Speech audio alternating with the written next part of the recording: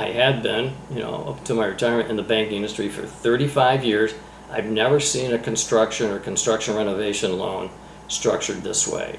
It severely limits us and hurts us financially to a large extent. It's going to cost us about $49,000 per month, starting in month 25, to do it this way. That's the math. Okay. And it's basically all wrapped up in that interest rate shortfall. The difference between 6.05% on 10 million going out the door and earning 0.25 of one quarter 1% on $5 million, and then dropping to 4.32.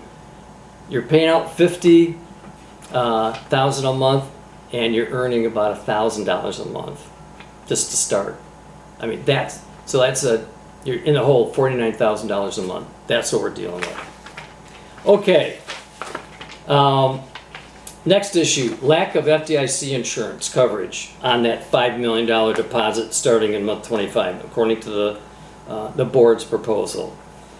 Legally, the banks have to provide $250,000 in FDIC insured deposits per customer. So starting in month 25 or 26, we would basically be uninsured on $4.75 million in my example, where we've got $5 million sitting in an account that we can't use. We're paying on it, we can't use it, and now it's not FDIC insured. All three commitment letters that we've got for the bank suggest that they will provide Aquasol with what's called a sweep account through the bank that will sweep out, wire out of the bank, presumably, all the money that we're not using immediately and earn some kind of interest on it. But we were told last night that's 1/4 1%. So it's almost zero. So I don't even know why they put that in the commitment letter. It's not going to earn us anything. And how are we going to get FDIC insured deposits with it being wired out? Are they going to open up 20 more accounts around the country, 20 different banks, $250,000 a piece, will get you to about $5 million. We've asked the question, have no response, and even last night, the board had no response. They had no idea how we were going to actually get that money insured by the FDIC. Okay, now let's talk a little bit about our structure for the 3.5 year construction loan portion. It's interest only, but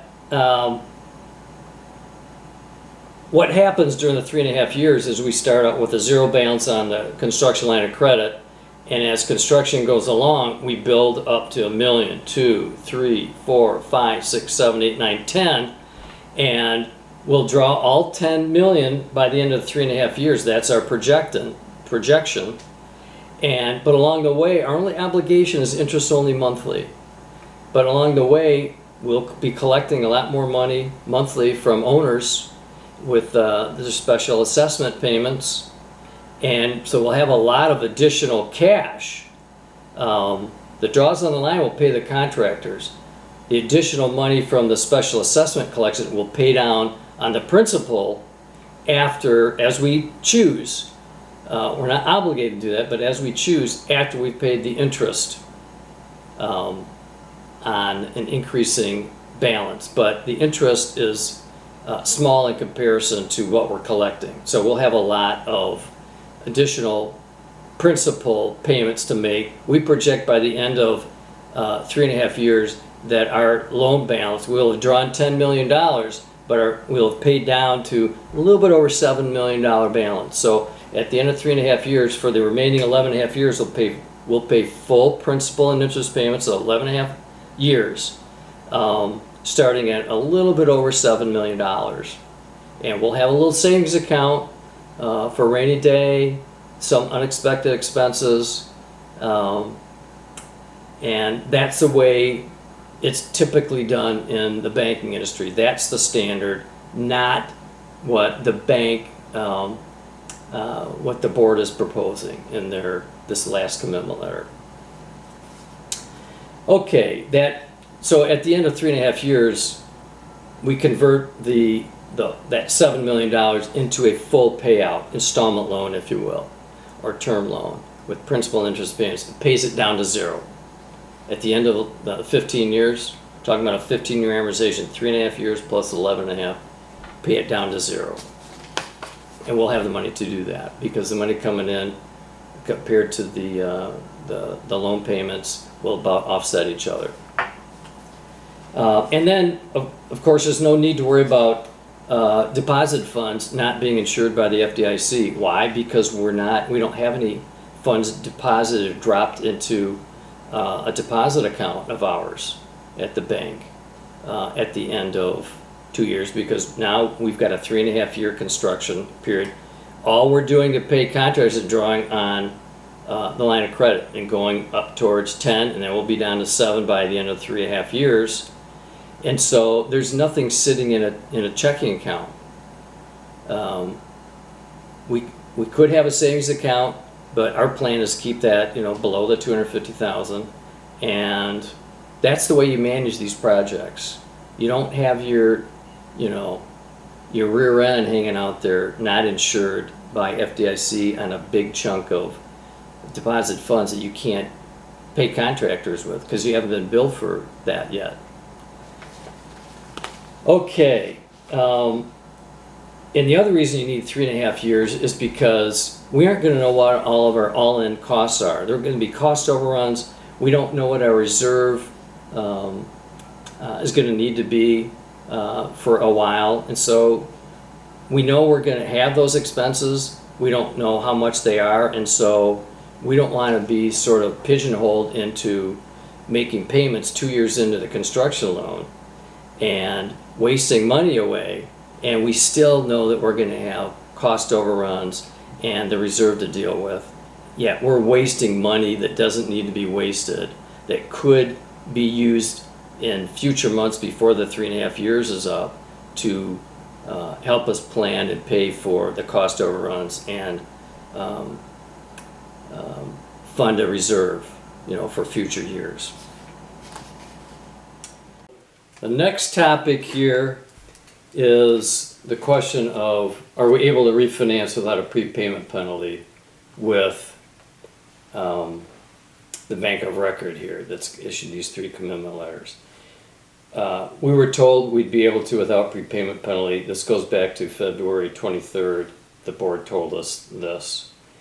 As it turns out, that's not true. It's not in the commitment letter. And so why they tell us that, I don't know. But it's not in the commitment letter, so it's not being offered.